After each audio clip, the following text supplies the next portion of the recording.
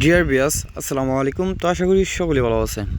তো আপনারা যারা এই 2026 সালে আপনারা তারাবাইম মাছের পোনা চাষ করতে ভয় পাচ্ছেন, যে তারাবাইম মাছ চাষ করে পুকুরে পাওয়া যাচ্ছে না, বা যে পরিমাণ তারাবাইম মাছ আপনারা পুকুরে দিচ্ছেন সেই পরিমাণ মাছ আপনারা পাচ্ছেন না, তো আজকে আপনাদের মাঝে সেই বিষয়ে আলোচনা করব। আপনারা সম্পূর্ণ ভিডিওটা দেখেন, ভিডিওটা স্কিপ করে দেখবেন না, তাহলে আপনারা কিছু বুঝতে পারবেন না। তো তারাবাইন মাছ চাষ করে যে কারণে পুকুরে পাওয়া যায় না, সেই কারণ মূল উদ্দেশ্য হচ্ছে আপনারা পুকুরে মিশ্র চাষ করতে চান। তো মিশ্র চাষ করার ক্ষেত্রে দেখা যায় রুই, মৃগেল বা কাতলা বা রাক্ষসীয় জাতীয় মাছ আপনাদের পুকুরে আছে, কিন্তু আপনারা পুকুরে মাছ দিচ্ছেন কিন্তু সঠিক পরিমাণে মাছ পাচ্ছেন না। কারণ দেখা যায় কাতলা মাছ বা রুই মাছ আপনার 7-8 কেজি বা 1-1.5 কেজি থাকে, ওই তারাবাইন মাছের পোনা কিন্তু অটোমেটিক তারা খেয়ে ফেলে, পানির সাথে মিশে চলে দেয় তাদের মুখে। তো এই কারণে তারাবাইম মাছ আপনারা সঠিকটা পাচ্ছেন না।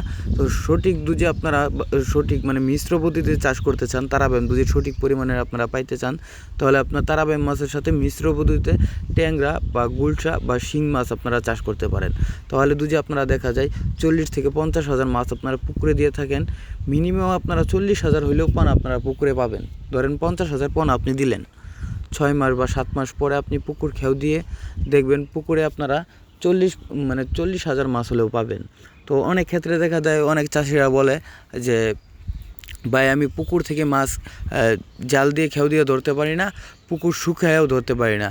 তো আপনাদের উদ্দেশ্য একটা কথা বলি, আপনারা পুকুরে পানি থাকা অবস্থায় আপনারা 40% মাছ পুকুর থেকে ধরতে পারবেন তারাবাইম মাছ, আর বাকি 60% মাছ আপনাদের ধরতে হবে পুকুরে। পানি রাখবেন 1 থেকে 1.5 ফিট বা 2 ফিট পানি রেখে, একটা মেডিসিন আছে যা মাছকে অবশ করে রাখে, অজ্ঞান হয়ে থাকে।